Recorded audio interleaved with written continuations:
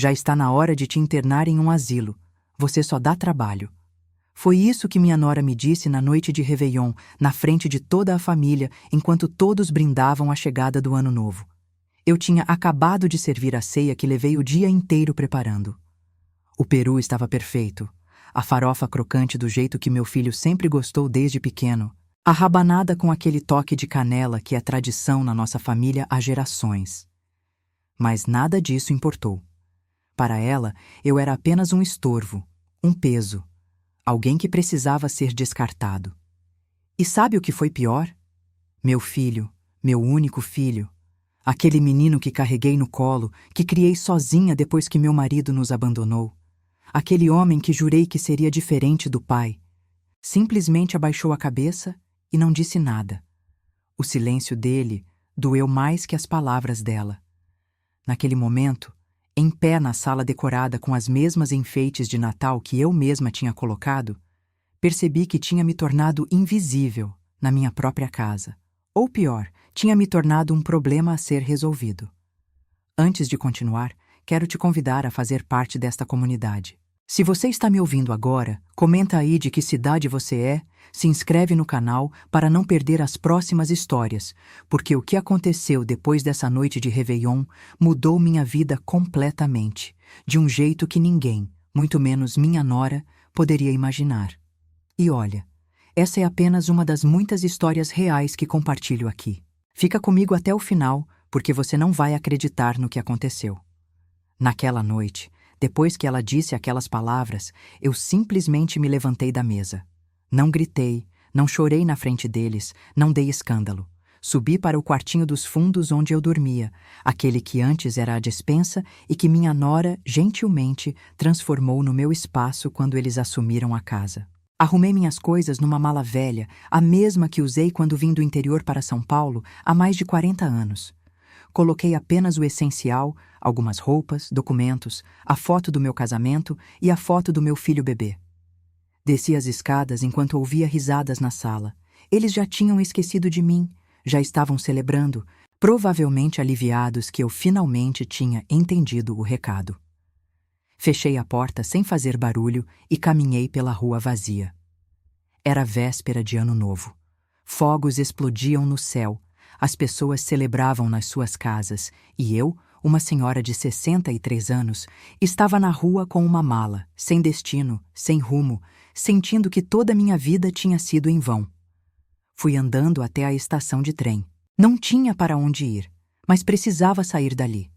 Sentei num banco da plataforma vazia e foi só então que desabei. Chorei como não chorava há anos, talvez décadas.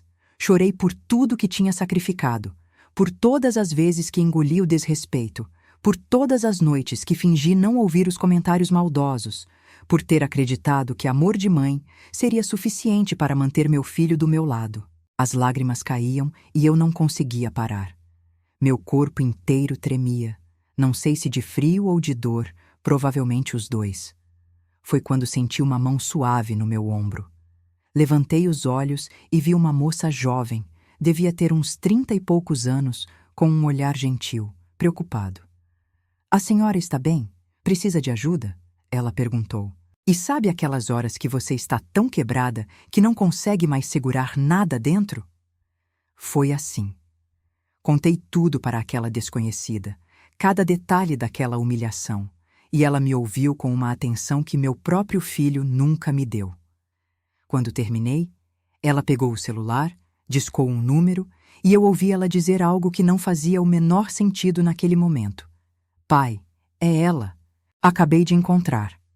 Meu nome é Helena, tenho 63 anos e durante 38 anos dediquei cada segundo da minha vida ao meu filho Rafael.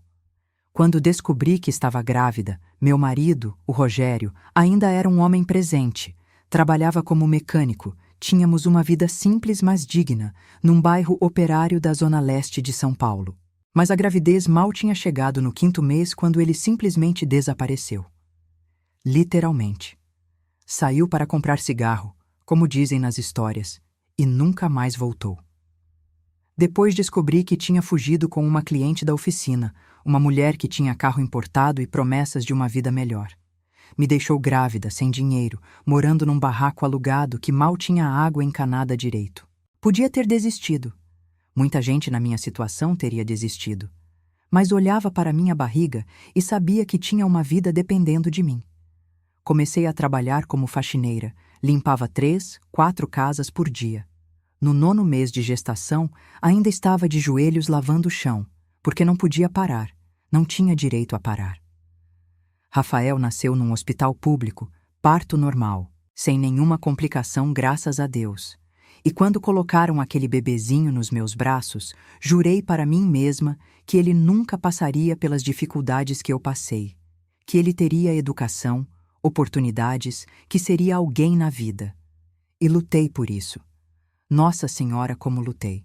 Trabalhava de dia como diarista, de noite fazia faxina em escritórios, nos finais de semana lavava roupa para fora. Dormia 4, 5 horas por noite, quando muito. Rafael ficava com uma vizinha durante o dia, e à noite, enquanto ele dormia, eu saía para trabalhar.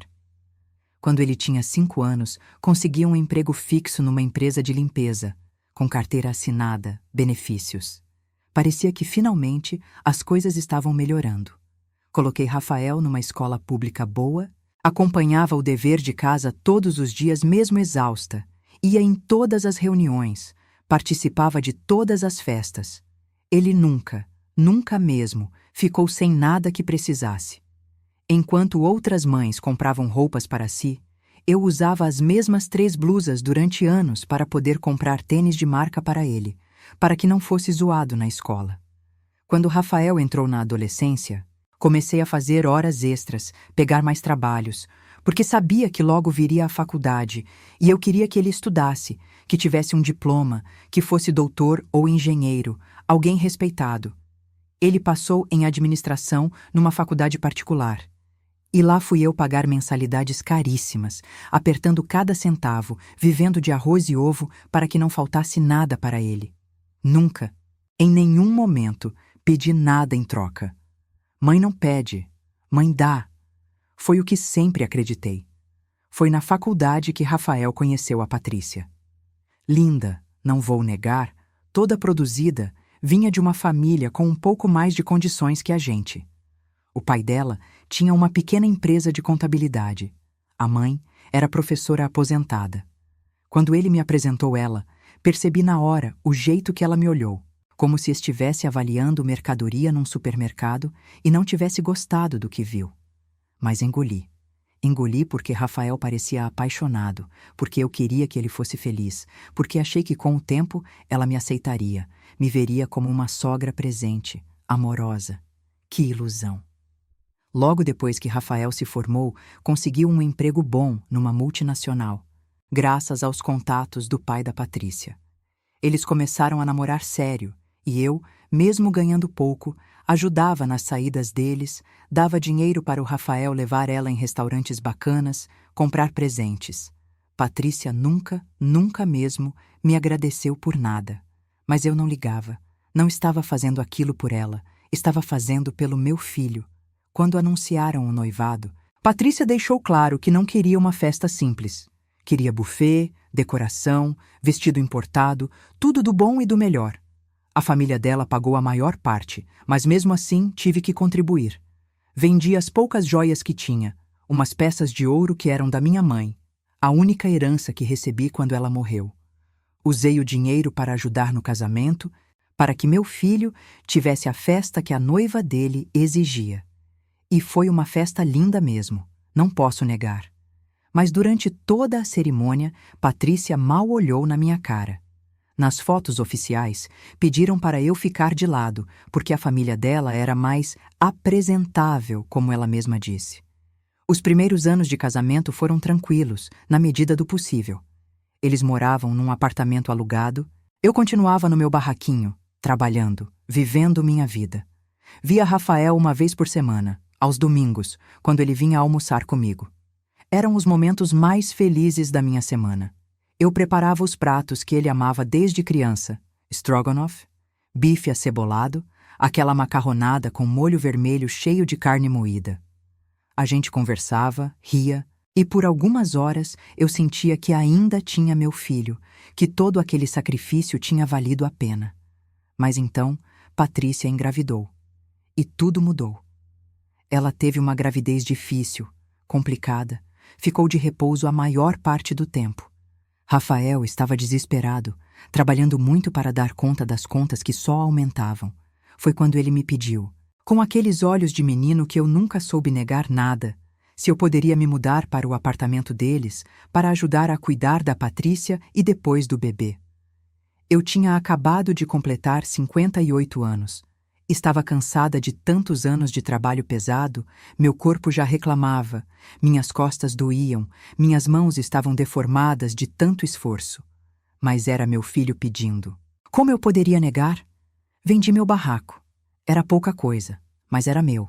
Era meu cantinho, meu espaço. Peguei o dinheiro da venda e dei para Rafael, para ajudar com as despesas do bebê que estava por vir. Me mudei para o apartamento deles com apenas 2 malas de roupa e muita esperança de que finalmente teríamos uma família de verdade, de que eu seria a avó presente, amada, necessária. Ah, Helena, como você foi ingênua. Desde o primeiro dia morando com eles, Patrícia deixou claro qual era meu lugar. Eu não era a avó que vinha ajudar. Eu era a empregada que trabalhava de graça. Acordava às 5 da manhã para preparar o café da manhã do Rafael, deixava tudo prontinho antes dele sair para trabalhar. Depois tinha que levar café da manhã na cama para Patrícia, que mesmo depois que o médico liberou ela de fazer atividades normais, continuava agindo como uma rainha que precisava ser servida. Eu limpava o apartamento inteiro, lavava roupa, passava, cozinhava todas as refeições. E sempre tinha algo errado. A comida estava sem sal, ou com sal demais. A roupa não estava bem passada. O chão não estava brilhando o suficiente. Helena, você não fez nada direito de novo, ela dizia, com aquele tom de desdém, como se estivesse falando com uma criança incompetente. E eu engolia. Engolia porque estava na casa deles, porque não queria criar problemas para o meu filho, porque achava que quando o bebê nascesse, tudo melhoraria. Meu neto Lucas nasceu numa manhã de março, um bebê lindo, saudável, com os olhos do Rafael. Quando peguei ele no colo pela primeira vez, senti meu coração transbordar de amor. Pensei que finalmente teria alguém para amar incondicionalmente de novo, que seria uma avó babona, daquelas que estraga neto com carinho e doces. Mas Patrícia tinha outros planos. Ela me usou como babá em tempo integral, mas não me deixava criar nenhum vínculo com Lucas. Eu trocava fraldas, dava mamadeira, acordava de madrugada quando ele chorava, ninava ele até dormir. Mas se alguém visitava, se tinha foto para tirar, eu tinha que desaparecer. Era sempre Patrícia, a mãe perfeita, segurando o bebê, sorrindo para as câmeras, postando nas redes sociais sobre como estava sendo maravilhoso ser mãe. Maravilhoso porque tinha uma escrava em casa fazendo todo o trabalho. Os meses foram passando e a situação só piorava. Rafael trabalhava cada vez mais, chegava tarde, saía cedo. Nos raros momentos que estava em casa, Patrícia fazia questão de reclamar de mim na frente dele. Seu filho chora demais porque sua mãe não sabe cuidar direito dele, ela dizia. A casa está sempre uma bagunça, não sei para que ela está aqui se não faz nada direito. E meu filho, meu Rafael, aquele menino que eu criei sozinha, que defendi de todo mundo, simplesmente concordava com a cabeça, cansado demais para questionar, fraco demais para me defender. Um dia, quando Lucas tinha uns 8 meses, Patrícia disse que eles precisavam de mais espaço, que o apartamento estava pequeno. Rafael tinha recebido uma promoção no trabalho, estavam ganhando melhor. Achei que iam simplesmente alugar um lugar maior. Mas não, eles tinham outros planos. Patrícia convenceu Rafael a usar o dinheiro que eu tinha dado da venda do meu barraco, que estava guardado, junto com uma parte que eles tinham economizado e um financiamento, para comprar uma casa. Uma casa de 3 quartos num bairro legal, com quintal, churrasqueira, tudo que uma família poderia querer. Eu fiquei feliz por eles, genuinamente feliz. Até percebi que na divisão dos quartos não tinha um para mim. Mas e eu, filho? Onde vou ficar? Perguntei para Rafael, sentindo um aperto no peito. Calma, mãe, a gente arruma um espaço para a senhora, ele disse sem me olhar nos olhos. O espaço que arrumaram foi a antiga despensa, um cômodo de menos de 6 metros quadrados nos fundos da casa, que mal cabia uma cama de solteiro e um armário pequeno. Não tinha janela, só uma pequena abertura para ventilação. No verão, aquilo virava um forno, no inverno congelava. Mas eu aceitei. Aceitei porque não tinha para onde ir, porque tinha dado todo o meu dinheiro para eles, porque ainda acreditava que as coisas melhorariam. Continuei trabalhando como empregada na casa que foi comprada com meu dinheiro. Cozinhava, limpava, cuidava do Lucas, que já estava maior, e me chamava pelo nome, nunca de vovó, porque Patrícia não deixava. Ele pode confundir e achar que você é importante, ela disse uma vez, rindo, como se fosse uma piada. Foi piorando gradualmente. Eles começaram a me tratar não só como empregada, mas como empregada ruim, incompetente, que estava ali por pena. Patrícia dava ordens o dia inteiro. Helena, vai lavar o carro. Helena, vai limpar o quintal. Helena, a comida está horrível, joga fora e faz outra. Não importava que eu tivesse passado horas preparando aquela refeição, que tivesse colocado amor em cada ingrediente. Para ela era lixo, e eu tinha que fazer tudo de novo. Começaram a me excluir das coisas em família. Quando fazia um churrasco no final de semana com os amigos deles, eu tinha que ficar na cozinha preparando tudo, mas não podia sentar à mesa com eles. É melhor você comer depois, Helena. Os convidados podem ficar constrangidos, Patrícia dizia. Constrangidos com o quê? Com a presença de uma senhora de 60 e poucos anos que trabalhou a vida inteira para dar uma vida digna ao filho? No aniversário do Lucas, festas sempre grandes e caras, eu era responsável por toda a organização, limpeza antes e depois, preparar comida para os adultos. Mas nas fotos eu tinha que desaparecer. Fica ali no canto, Helena, você vai estragar a foto, Patrícia dizia, empurrando eu para longe sempre que alguém tirava uma câmera. Nas redes sociais dela, era como se eu não existisse. Era sempre ela, Rafael e Lucas, a família perfeita. Teve uma vez que adoeci, peguei uma gripe forte, estava com febre, mal conseguia ficar de pé. Pensei que finalmente teriam um pouco de compaixão, que me deixariam descansar. Mas não. Patrícia entrou no meu quartinho.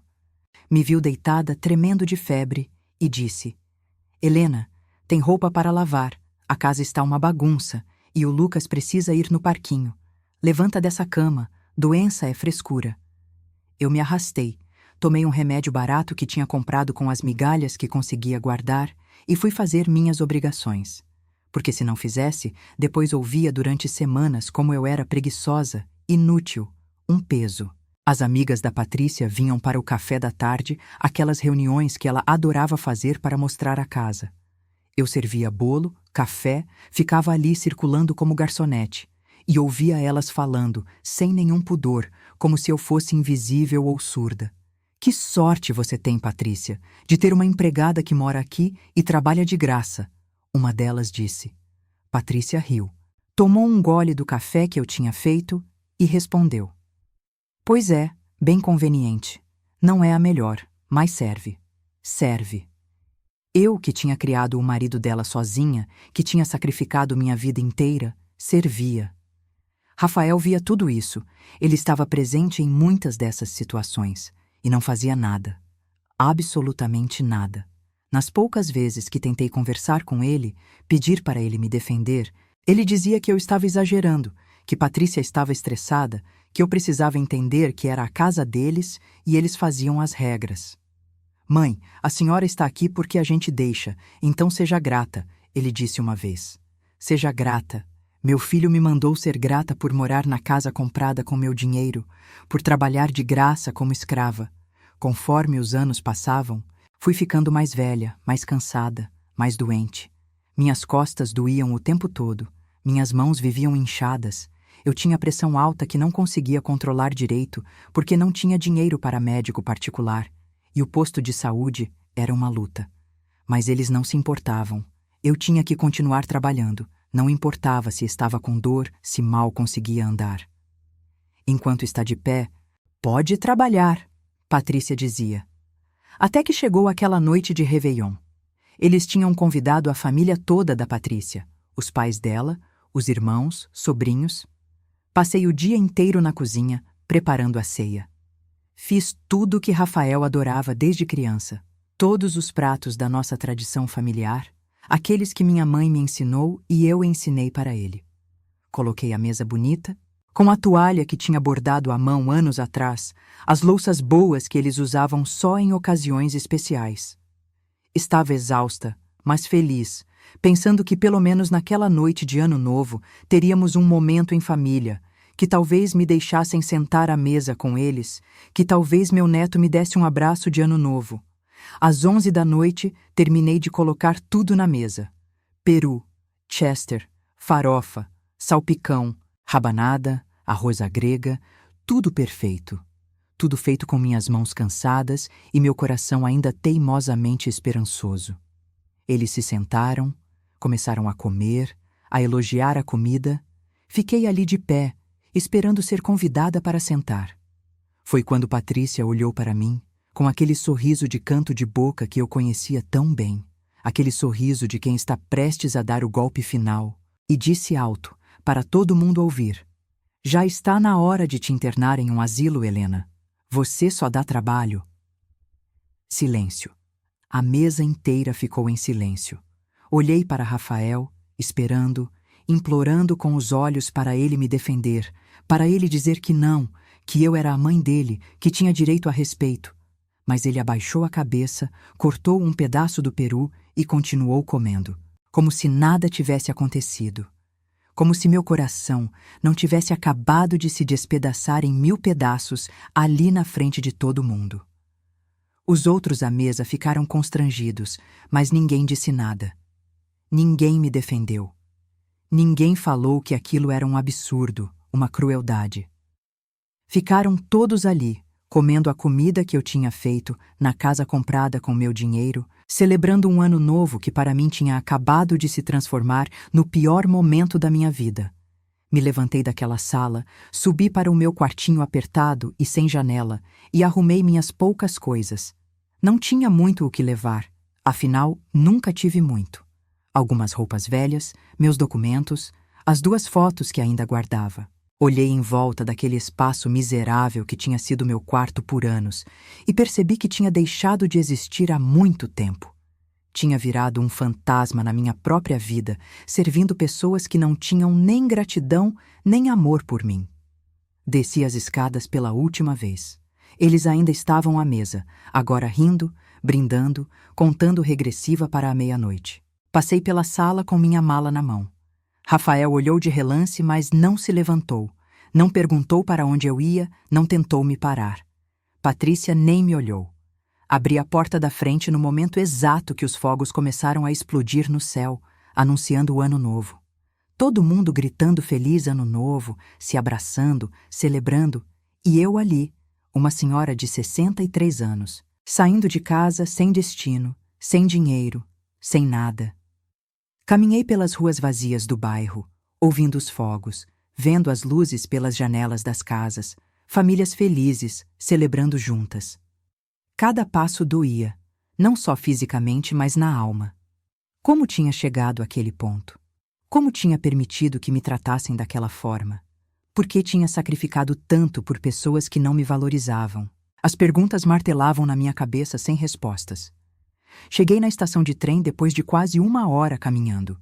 Estava vazia, todo mundo estava em casa celebrando. Sentei num banco de metal frio da plataforma, coloquei a mala ao meu lado e finalmente deixei as lágrimas caírem. Chorei por tudo. Por todos os anos de trabalho duro, de sacrifício, de abnegação. Por ter acreditado que amor de mãe seria suficiente. Por ter sido tão boba, tão ingênua, tão boa demais para pessoas que não mereciam minha bondade. Chorei pela vida que podia ter tido se não tivesse dedicado cada segundo ao Rafael. Chorei pela jovem Helena, que trabalhou até a exaustão para dar um futuro melhor ao filho, sem nunca pensar em si mesma. As lágrimas não paravam. Meu corpo inteiro tremia, de frio, de dor, de desespero. Não tinha para onde ir. Não tinha ninguém no mundo. Estava completamente sozinha numa estação de trem vazia, numa noite de ano novo. Meu filho tinha me abandonado da mesma forma que o pai dele tinha me abandonado anos atrás.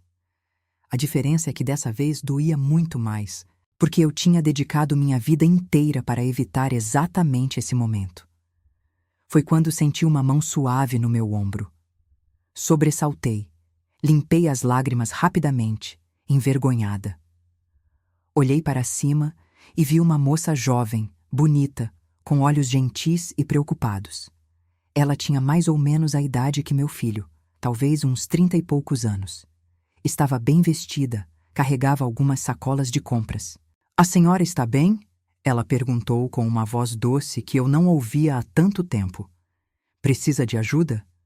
Ia dizer que estava tudo bem, que era só um momento ruim, que logo ia passar. Mas não consegui. As palavras simplesmente saíram, toda a história, todo o sofrimento, toda a humilhação. Contei para aquela completa desconhecida tudo o que tinha acontecido, desde a criação do Rafael sozinha até a frase cruel da Patrícia algumas horas atrás. Ela se sentou ao meu lado e me ouviu, realmente ouviu, com uma atenção que meu próprio filho nunca me deu. Quando terminei, ela estava com lágrimas nos olhos também. Pegou minha mão, apertou com carinho e disse: "A senhora não merecia nada disso. Nada." Então pegou o celular do bolso, discou um número, e quando a pessoa atendeu do outro lado, ela disse algo que eu não entendi naquele momento. "Pai, é ela. Acabei de encontrar." Fiquei confusa, olhando para ela sem entender. Ela estava falando de mim? Como assim tinha me encontrado? A gente nunca tinha se visto antes na vida. Ela desligou o telefone, olhou para mim com um sorriso tranquilizador e disse: "Meu pai está vindo buscar a senhora. A senhora vai ficar bem, eu prometo." "Mas, moça, eu não entendo. Você não me conhece. Por que está fazendo isso?" Perguntei, completamente perdida. Ela respirou fundo, limpou as próprias lágrimas e começou a explicar. "Meu pai me pediu há alguns dias para ficar de olho nas estações de trem e rodoviárias nas festas de final de ano. Ele disse que uma senhora muito especial poderia aparecer por aqui, alguém que precisaria de ajuda. Me deu uma descrição, disse a idade aproximada, até mostrou uma foto antiga. Quando vi a senhora aqui, chorando sozinha com essa mala, soube que era a pessoa que ele estava procurando." Fiquei mais confusa ainda. Quem poderia estar me procurando? Não tinha mais ninguém no mundo, não tinha amigos, não tinha família além do Rafael que tinha acabado de me abandonar. "Moça, acho que está enganada. Eu não conheço seu pai. Não conheço ninguém que estaria me procurando", falei, balançando a cabeça. "A senhora conhece sim", ela disse com um sorriso misterioso. "E ele tem muita coisa para explicar. Mas, por favor, confie em mim. Não deixe eu te encontrar aqui nesse frio, sozinha. Na noite de Ano Novo. Vem comigo. Vamos esperar ele chegar num lugar mais quente." Algo na voz dela, na gentileza genuína que eu não via há tanto tempo, me fez confiar. Peguei minha mala e segui ela para fora da estação. Ela chamou um Uber, colocou minhas coisas no porta-malas com um cuidado que me emocionou e me ajudou a entrar no carro. Durante o trajeto, ela segurou minha mão. Perguntou se eu estava com fome, se precisava de algo. Fazia tanto tempo que alguém me tratava com dignidade básica que eu mal sabia como reagir. Chegamos num prédio bonito, num bairro que eu só conhecia de passar de ônibus. Ela me levou até um apartamento no 10º andar. Abriu a porta e me guiou para uma sala ampla, bem decorada, com sofás confortáveis e uma vista linda da cidade. "Senta aqui, fica à vontade." "Vou fazer um chá para a senhora", ela disse, desaparecendo na cozinha. Sentei naquele sofá macio, olhando em volta completamente perdida, tentando entender o que estava acontecendo. Olhei para as fotos na estante. Tinha várias da moça em diferentes fases da vida, sempre com um homem mais velho que devia ser o pai dela. Um homem bonito, com olhos gentis, sorriso largo. E então, meu coração parou. Em uma das fotos, mais antiga, meio desbotada, reconheci alguém. Era impossível, tinha que estar vendo coisas, mas juro que era ele. A moça voltou com uma bandeja, 2 xícaras de chá fumegante, alguns biscoitos. Colocou tudo na mesinha de centro e sentou ao meu lado. Meu nome é Amanda, aliás. Desculpa, esqueci de me apresentar direito com toda a correria. Ela disse, estendendo a mão. Apertei a mão dela, ainda em choque, sem conseguir falar. Seu pai. Comecei, mas minha voz falhou. Limpei a garganta e tentei de novo. Essa foto ali, eu conheço esse homem, mas é impossível, faz tanto tempo. Amanda sorriu, um sorriso triste, mas esperançoso. Não é impossível, Helena. Meu pai é o Rogério, seu ex-marido, e o pai do Rafael. O mundo girou. Literalmente senti tudo girando ao meu redor. Rogério. O homem que tinha me abandonado grávida há mais de 38 anos. O homem que eu tinha odiado, que tinha me jurado esquecer, que tinha apagado da minha vida e da vida do Rafael. Ele estava vivo, estava aqui em São Paulo e tinha mandado a filha me procurar. Eu sei que é muito para processar, Amanda disse, segurando minha mão de novo. E meu pai sabe que não tem perdão para o que fez. Mas, por favor, deixa ele te explicar. Tem muita coisa que a senhora não sabe, muita coisa que ele precisava resolver antes de poder aparecer de novo. Antes que eu pudesse responder, ouvi a chave girando na porta. Amanda se levantou e eu fiquei ali paralisada no sofá.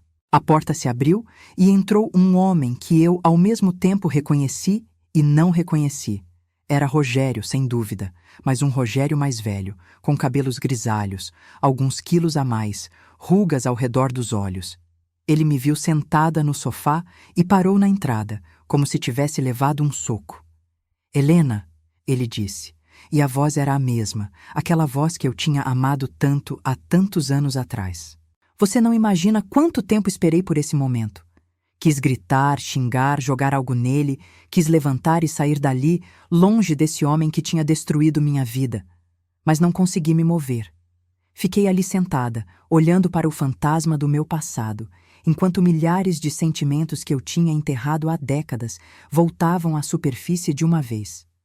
Rogério se aproximou devagar, como se estivesse com medo de me assustar.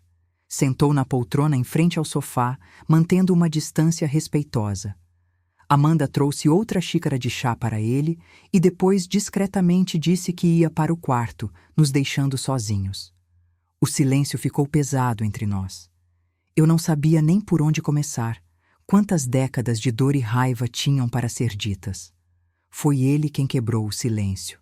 Eu sei que você me odeia, Helena, e tem todo o direito. O que eu fiz foi imperdoável. Mas, por favor, me deixa te explicar o que aconteceu. Você merece saber a verdade.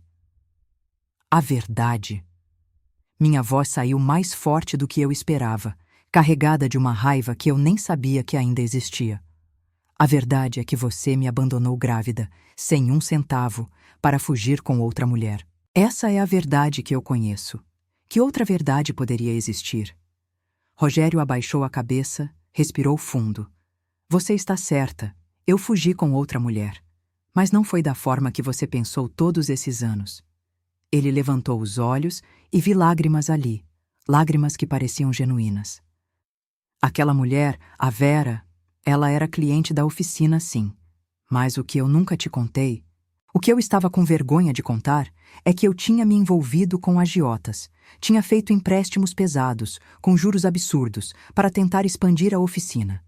Pensei que conseguiria pagar, que o negócio ia decolar. Mas deu errado. Comecei a receber ameaças, ameaças de morte, não só contra mim, mas contra você e o bebê que estava por vir.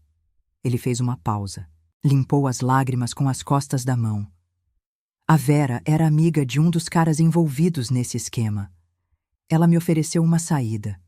Disse que se eu fugisse com ela para o Rio de Janeiro, fingiria que éramos um casal, que eu tinha abandonado tudo. Os agiotas parariam de me procurar e, principalmente, parariam de ameaçar você.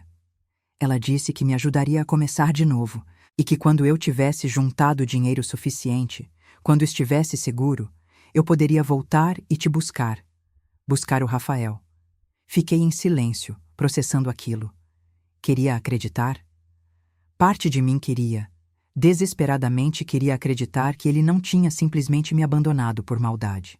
Mas outra parte, a parte que tinha sofrido sozinha todos aqueles anos, não conseguia aceitar tão fácil.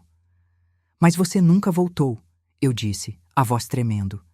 38 anos, Rogério. 38 anos eu criei nosso filho sozinha. Trabalhei até quase morrer. Sacrifiquei tudo. E você nunca apareceu. Porque quando tentei, já era tarde demais, ele respondeu com a voz quebrada. Fiquei no Rio de Janeiro trabalhando, guardando cada centavo. A Vera me ajudou a montar uma pequena mecânica lá. Foi difícil no começo, mas aos poucos o negócio cresceu. Durante todo esse tempo, eu mandava dinheiro para você. Todo mês, depositava numa conta no seu nome, achando que você estava recebendo. Eu nunca recebi dinheiro nenhum, falei confusa. Nunca soube de conta nenhuma no meu nome. Rogério balançou a cabeça com raiva de si mesmo. Eu descobri isso tarde demais. O homem que eu paguei para fazer os depósitos, um advogado que eu confiei, estava roubando o dinheiro. Só descobri anos depois, quando fui pessoalmente ao banco checar. Tentei processar ele, recuperar o dinheiro, mas o cara tinha falido, sumido. Perdi tudo que tinha mandado para você durante quase 10 anos. Queria tanto acreditar nessa história, mas parecia fantasiosa demais, conveniente demais. E a Amanda? Ela é filha sua com essa Vera? Perguntei. Não, ele respondeu. A Vera nunca quis ter filhos e nosso relacionamento nunca foi real.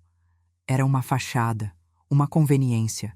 Ela tinha os próprios motivos para querer sair de São Paulo, fugir de algumas situações. Ficamos juntos por quase 10 anos, como amigos morando juntos basicamente. Quando finalmente eu tinha juntado dinheiro suficiente para voltar para cá, para te procurar, ela morreu. Câncer.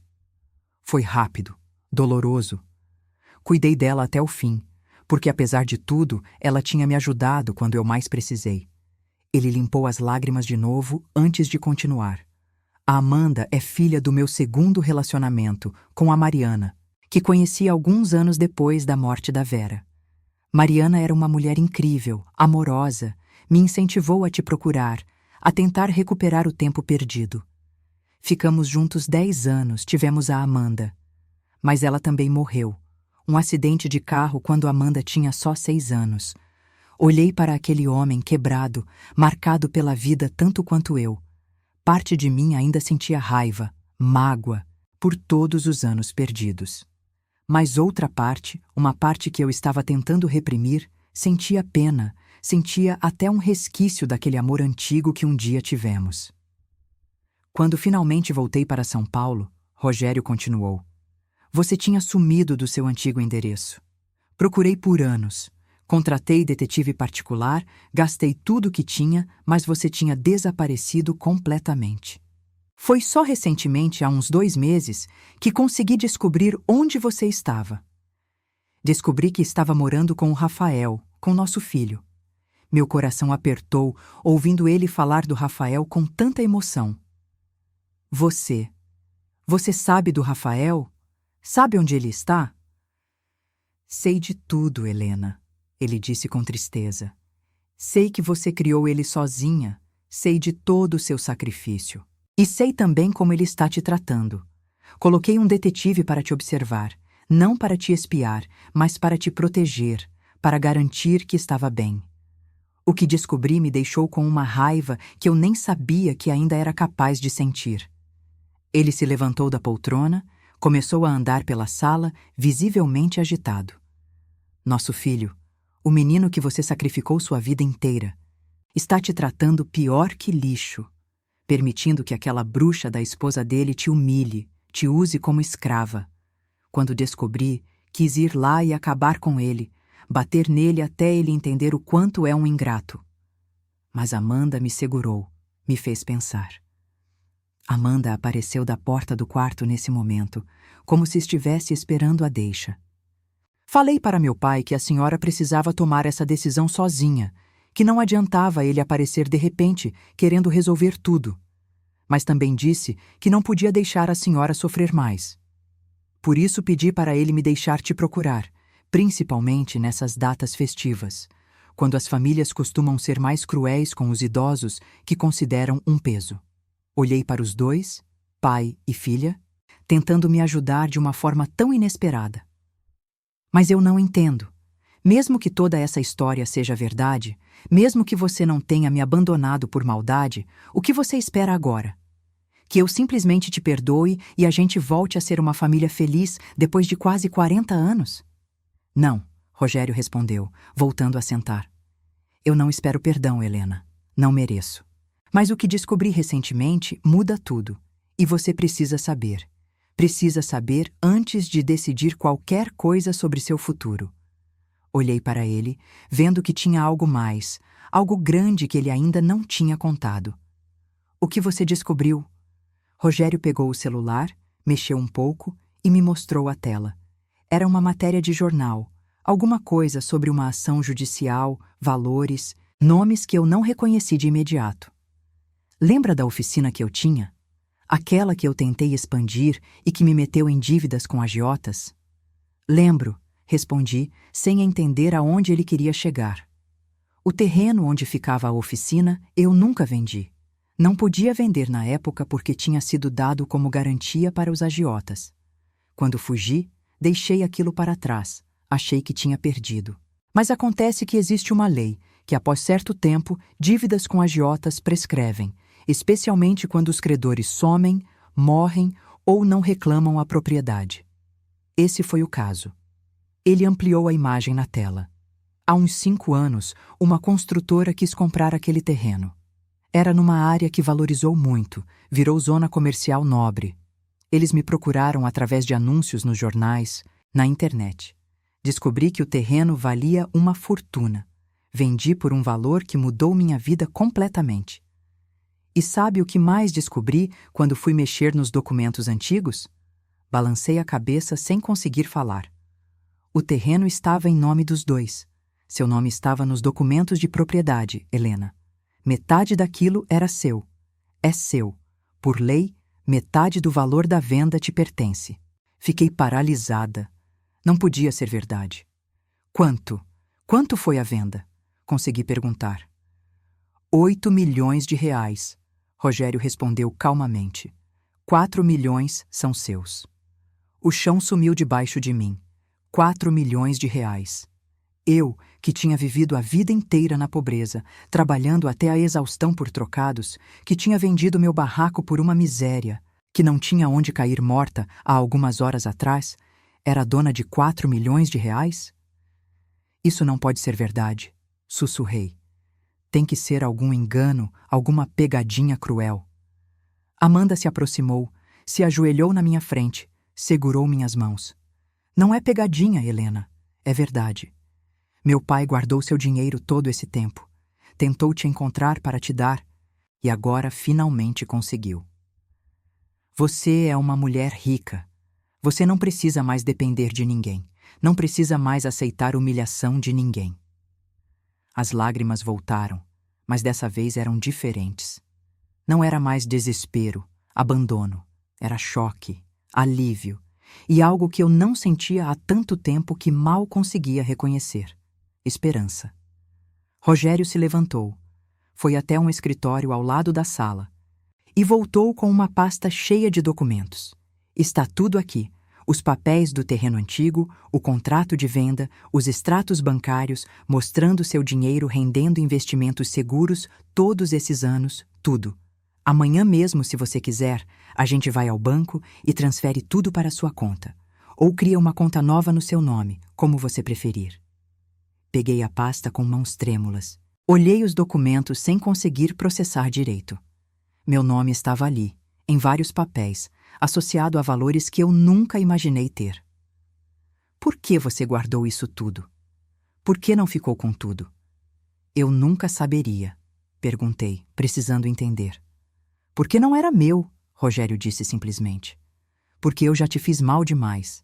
Porque mesmo sendo um covarde que fugiu, mesmo tendo falhado como marido e como pai, eu não sou ladrão. Esse dinheiro é seu, Helena. Sempre foi. Passamos a noite toda conversando. Rogério me contou detalhes de todos aqueles anos, mostrou fotos, documentos, provou cada parte da história dele. Mostrou os recibos dos depósitos que tentou fazer e que foram roubados. Mostrou as certidões de óbito da Vera e da Mariana. Mostrou relatórios dos detetives que contratou, tentando me encontrar durante anos. Amanda completava a história com memórias dela, de como o pai sempre falou de mim, de como tinha esse peso de arrependimento que carregava. E lentamente, muito lentamente, a raiva antiga foi dando lugar a uma compreensão complexa. Não era perdão completo, não ainda, mas era um começo de aceitar que a vida é mais complicada que vilões e vítimas, que às vezes pessoas fazem escolhas ruins por razões que fazem sentido para elas no momento, mesmo que essas escolhas machuquem quem está ao redor. E o Rafael? Perguntei em algum momento da madrugada. Você quer conhecer ele? Ele é seu filho também. Rogério ficou quieto por um momento, pensativo. Quero. Claro que quero. Mas não agora.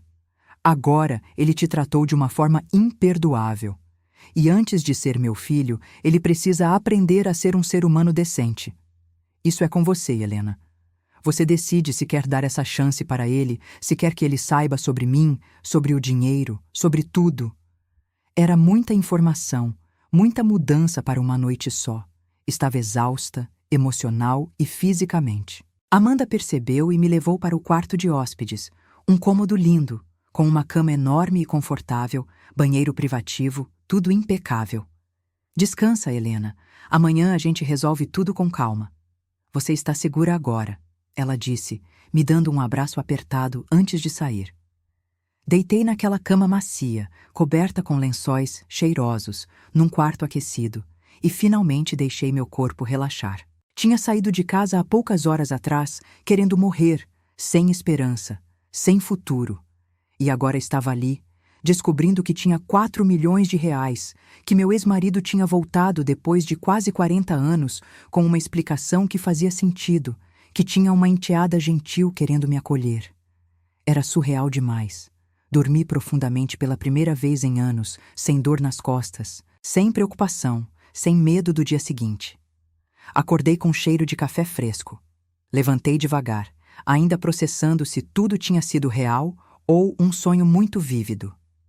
Mas não, estava mesmo naquele quarto bonito, usando um pijama limpo que Amanda tinha me emprestado na noite anterior. Tomei um banho demorado naquele banheiro maravilhoso, com água quente forte, produtos de qualidade.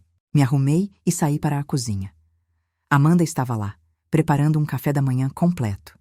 Rogério estava sentado à mesa, lendo o jornal. A cena era tão normal, tão familiar, que meu coração apertou. Bom dia, falei, ainda meio tímida. Bom dia, Helena. Dormiu bem? Amanda perguntou com um sorriso genuíno. Fiz tapioca, café, suco de laranja, tem pão francês também se preferir. Mas sentei à mesa e pela primeira vez em décadas, alguém me serviu café da manhã. Comemos conversando amenidades, como uma família normal. Rogério perguntou como eu estava me sentindo, se tinha pensado sobre os próximos passos. Amanda contou sobre o trabalho dela. Era arquiteta, bem-sucedida, tinha herdado do pai a determinação e o talento para recomeçar. Depois do café, Rogério trouxe novamente a pasta com os documentos. Helena, sei que é muita coisa para processar, mas precisamos resolver as questões práticas. Você precisa de documentos atualizados, conta bancária, precisa assumir o controle do que é seu. Passamos os dias seguintes resolvendo burocracias. Fomos ao banco, abriram uma conta especial para mim, transferiram o dinheiro. Ver aquele saldo na tela, 4 milhões e alguns mil reais, rendendo juros, me deu uma tontura. Era real, era meu. Eu era financeiramente independente pela primeira vez na vida. Rogério me ajudou a contratar um advogado, um contador, pessoas de confiança para me orientar. Aprendi sobre investimentos, aplicações, como fazer aquele dinheiro render de forma segura. Descobri que com os juros e rendimentos mensais, eu podia viver confortavelmente pelo resto da vida sem nunca precisar trabalhar de novo, sem depender de ninguém. Mas tinha uma questão pendente. Rafael e Patrícia. e a forma como tinham me tratado. Durante dias fiquei pensando no que fazer. Rogério e Amanda deixaram claro que me apoiariam em qualquer decisão, mas que achavam que eu merecia justiça. Merecia pelo menos que eles soubessem o quanto tinham errado. Foi Amanda quem teve a ideia. Helena, você não precisa ser cruel, não é esse tipo de pessoa. Mas eles precisam aprender uma lição. Precisam entender que não se trata pessoas assim, principalmente não a mãe que sacrificou tudo. E foi assim que começamos a planejar. Não uma vingança cruel, mas uma lição, uma forma de mostrar para Rafael e Patrícia exatamente o que tinham perdido, o que tinham jogado fora por ganância e ingratidão. Fiquei 2 semanas sem dar notícias. 2 semanas nas quais Rafael não me procurou, não me ligou, não perguntou se eu estava viva ou morta. Isso confirmou tudo o que eu precisava saber sobre o quanto ele realmente se importava comigo. Rogério, por outro lado, teve que me segurar várias vezes para não ir lá confrontar o filho. Calma, você vai ter sua chance, Amanda dizia para ele, mas do jeito certo, no tempo certo. Enquanto isso, fui me transformando. Amanda me levou em salões, compramos roupas bonitas, fiz tratamentos, olhei no espelho e vi uma mulher diferente. Não era mais a Helena curvada, cansada, envelhecida antes do tempo pelo trabalho duro. Era uma senhora elegante, bem cuidada, com dignidade estampada no rosto. O advogado que Rogério me indicou, Dr. Maurício, era excelente. Descobriu várias coisas interessantes.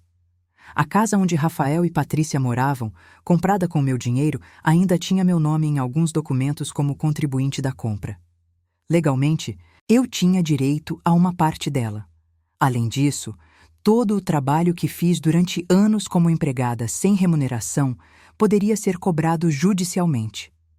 Senhora Helena, Dr. Maurício disse numa reunião, a senhora tem um caso fortíssimo. Pode processar por trabalho escravo, por apropriação indébita, por abuso de idosa. Posso fazer eles pagarem, e muito. Mas não era sobre dinheiro. Eu tinha dinheiro agora, mais do que precisaria em várias vidas. Era sobre dignidade, era sobre justiça, era sobre ensinar uma lição que meu filho deveria ter aprendido há muito tempo. Respeito. Marcamos uma reunião na casa deles, eu, Dr. Maurício e Amanda como minha acompanhante. Rogério quis ir junto, mas concordamos que ainda não era a hora dele aparecer. Isso seria um segundo ato, se necessário. Cheguei naquela casa, a casa comprada com meu dinheiro, dirigindo um carro que Amanda tinha me ajudado a comprar, um sedã bonito e confortável. Toquei a campainha e foi Patrícia quem atendeu. A cara dela, quando me viu, foi impagável. Choque, confusão, um pouco de medo, talvez. Helena, o que você está fazendo aqui?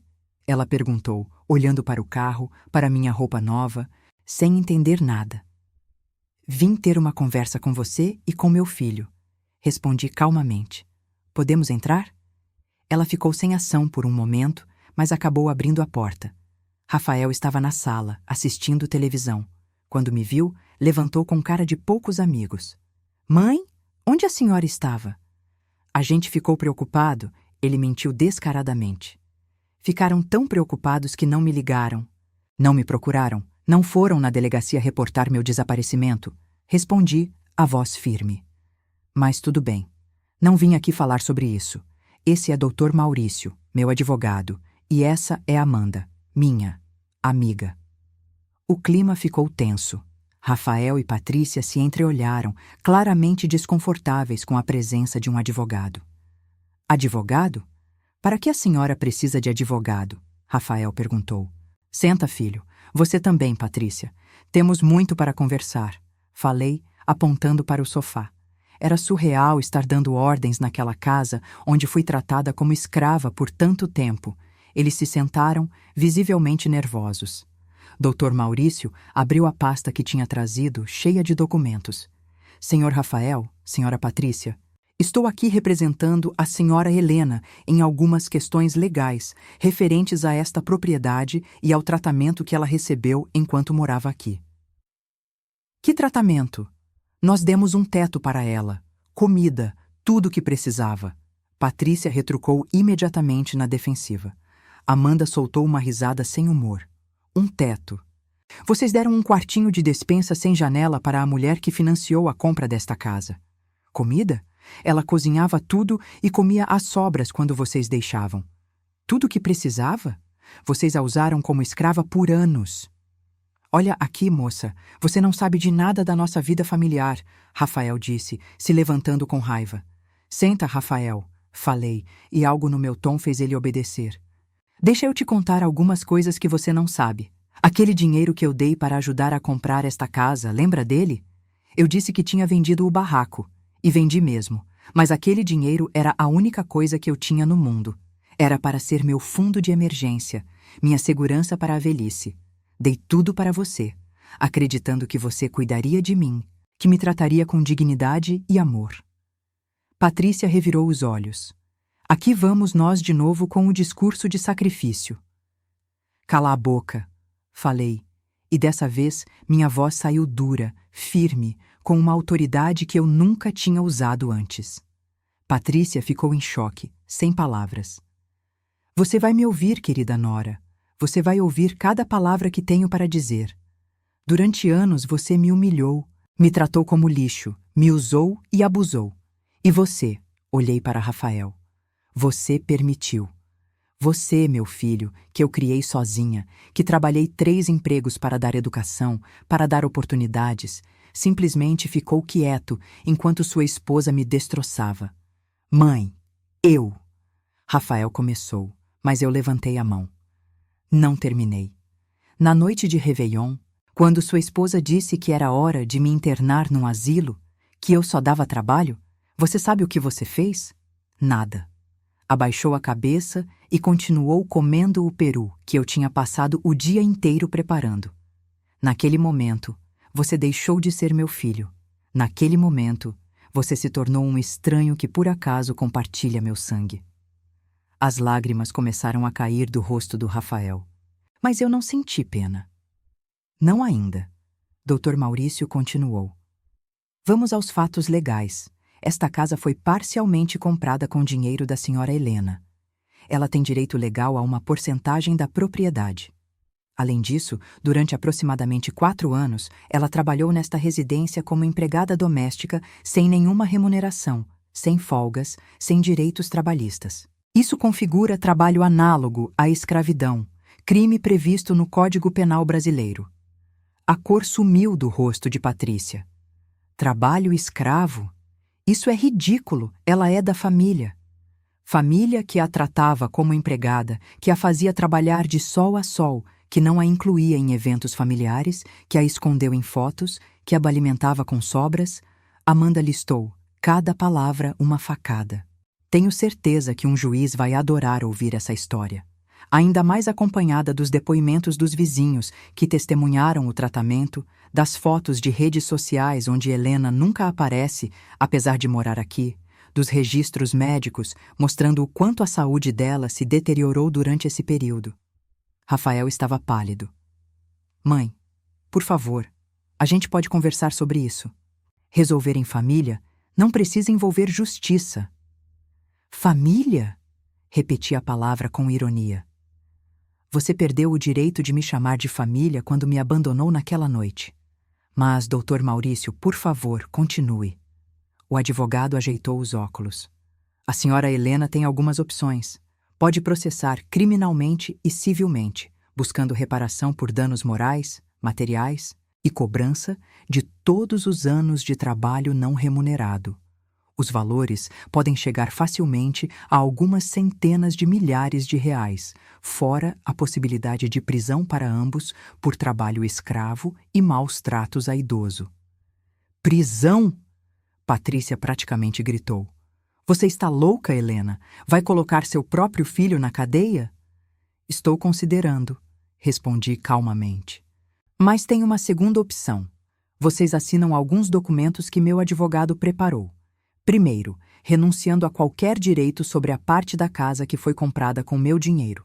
Segundo, um reconhecimento formal de dívida referente aos anos de trabalho não pago. E terceiro, um pedido formal de desculpas, reconhecendo todos os abusos, que será guardado caso eu decida no futuro proceder legalmente. E se a gente assinar isso, você deixa a gente em paz? Rafael perguntou, a voz pequena. Deixo, confirmei. Mas existe uma condição adicional. Vocês nunca mais entram em contato comigo. Nunca. Não quero ligações, mensagens, visitas. Para todos os efeitos, a partir de hoje, vocês estão mortos para mim. E o Lucas? Patrícia perguntou. Ele é seu neto. Meu coração apertou pensando no menino, mas eu sabia que tinha que ser firme. Lucas está sendo criado por vocês, aprendendo os valores de vocês. Valores de ingratidão, desrespeito, crueldade. Não quero isso na minha vida. Se um dia, quando ele for adulto, decidir me procurar, aí veremos. Mas por agora não. Rafael começou a chorar de verdade. Soluços altos, desesperados. Mãe, por favor, não faz isso. Eu reconheço que errei, que fui fraco, que deveria ter te defendido. Mas não me tira da sua vida assim. A senhora é tudo que eu tenho. Eu era tudo que você tinha, corrigi. Mas você me jogou fora como lixo. Agora aguenta as consequências. Doutor Maurício, os documentos, por favor. O advogado colocou vários papéis na mesa de centro. Rafael e Patrícia leram em silêncio, as lágrimas de Rafael caindo sobre as páginas. Patrícia estava furiosa, mas contida, sabendo que não tinha escolha. Eles assinaram tudo, cada documento, cada reconhecimento de culpa. Quando terminaram, peguei as cópias que me cabiam e me levantei. Ah, mais uma coisa, falei, quase me esquecendo. Queria que soubessem que estou muito bem financeiramente. Melhor do que vocês jamais estarão. Não preciso de nada de vocês. Nunca mais vou precisar de nada de ninguém. Essa reunião não foi sobre dinheiro, foi sobre dignidade, foi sobre ensinar a vocês que ações têm consequências. Você está rica? Como? Patrícia perguntou, a ganância brilhando nos olhos mesmo naquele momento horrível. Isso não é da sua conta, respondi com um sorriso. Mas fiquem tranquilos, não vão ver um centavo. Agora, se me dão licença, tenho uma vida nova me esperando, uma vida sem vocês.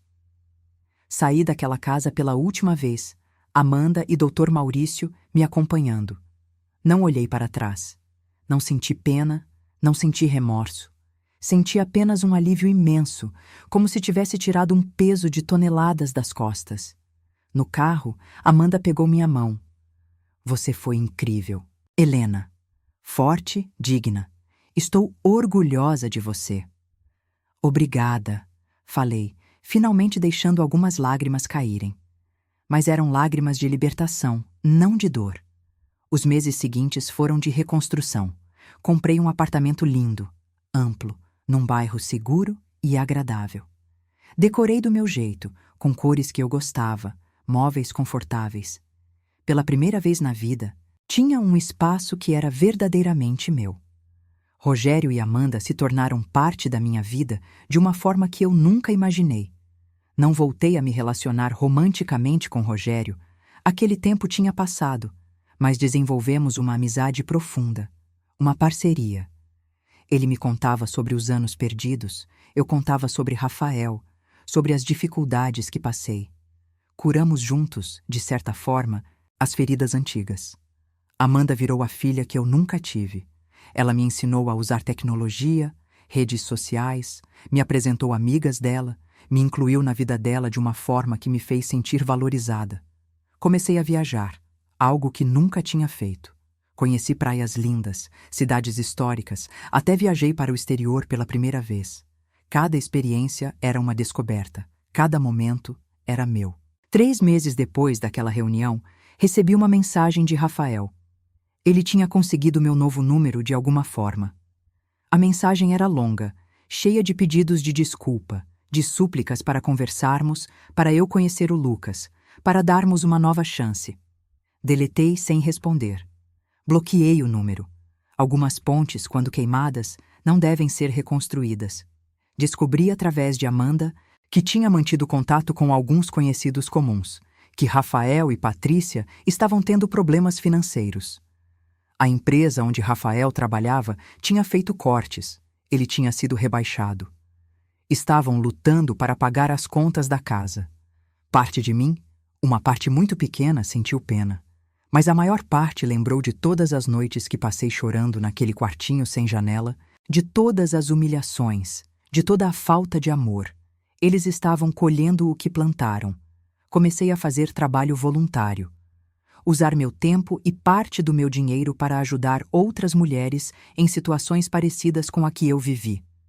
Criei um pequeno fundo, com a ajuda de Amanda e orientação de Dr. Maurício, para ajudar mães solteiras, idosas abandonadas, mulheres em vulnerabilidade. Cada pessoa que eu ajudava me fazia sentir que todo o meu sofrimento tinha tido algum propósito, tinha me dado empatia e força para fazer diferença na vida de outras pessoas. 1 ano depois daquela noite de Réveillon que mudou tudo, estava sentada na varanda do meu apartamento, tomando um vinho, vendo o pôr do sol. Rogério e Amanda tinham acabado de sair depois de um almoço gostoso que fizemos juntos. Olhei em volta para a vida que tinha construído e sorri. Não era a vida que imaginei quando jovem, não era a família tradicional que sonhei ter, mas era minha, autêntica, digna. Meu telefone tocou. Número desconhecido. Atendi com cautela. Alô? Vó Helena? Uma voz de criança, insegura. Meu coração parou. Lucas. Vó, sou eu, o Lucas. Peguei o telefone da mamãe escondido para te ligar. Você sumiu. Ninguém me conta onde você está. Eu sinto sua falta. As lágrimas vieram instantaneamente. Meu neto, o menino que eu tinha cuidado desde bebê, que tinha sido proibida de amar completamente. Oi, meu amor, consegui dizer, a voz embargada. Como você está? Triste. Ele respondeu com honestidade de criança. Mamãe e papai brigam muito agora, e eu ouvi eles falando que você foi embora porque a gente foi ruim com você. É verdade? Não sabia o que responder. Como explicar para uma criança de 6 anos a complexidade de tudo o que aconteceu? Às vezes, os adultos fazem coisas que machucam outras pessoas, meu bem. E quando isso acontece, a gente precisa se afastar para se proteger. Mas eu não fiz nada, vó. Por que você se afastou de mim também? A voz dele quebrou e eu ouvi os soluços. Meu coração despedaçou. Ele tinha razão, ele era inocente em tudo aquilo. Você não fez nada errado, meu amor. Nada. E olha, quando você crescer um pouquinho mais, quando puder entender melhor, a gente conversa direito. E se você quiser, pode vir me visitar, conhecer onde eu moro agora. De verdade? A esperança na voz dele me matou e me encheu de alegria ao mesmo tempo. De verdade.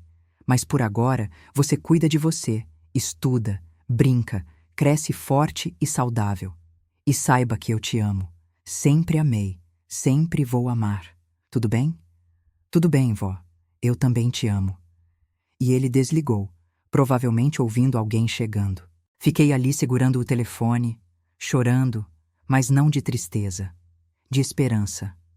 Lucas era inocente e quando tivesse idade suficiente para entender, para fazer suas próprias escolhas, eu estaria aqui.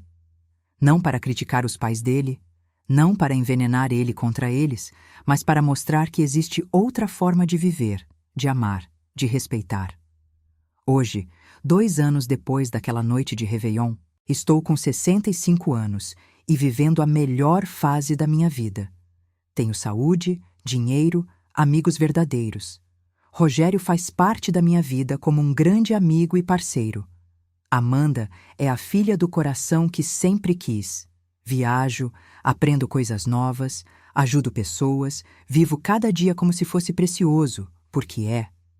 Rafael tentou contato mais algumas vezes ao longo desses anos. Sempre ignorei. Não tenho raiva dele, não mais.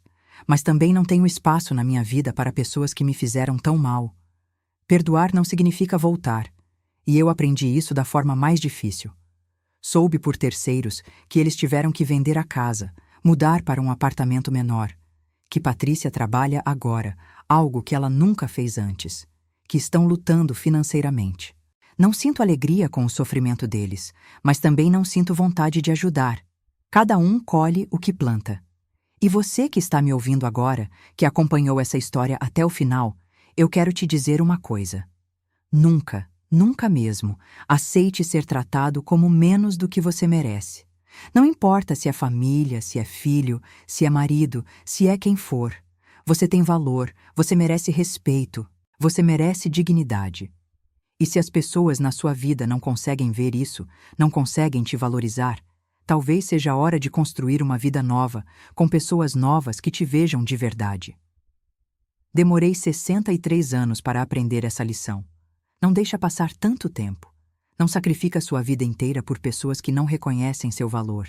E lembra sempre, nunca é tarde para recomeçar.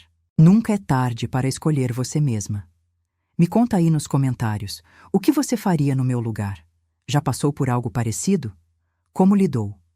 Sua história pode ajudar alguém que está passando pela mesma situação agora.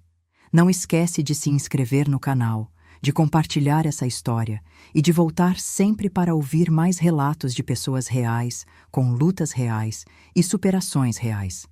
Até a próxima. E lembra, você é mais forte do que imagina.